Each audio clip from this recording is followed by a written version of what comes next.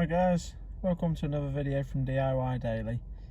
Today we're going to show you how to reset the tyre pressure monitoring system light on this 2016 Golf.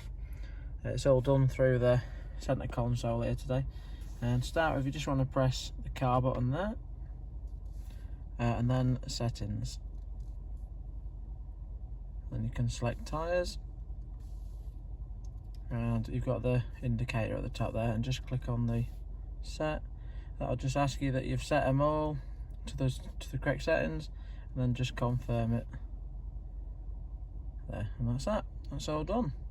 Thanks for watching guys, and I'll see you next time.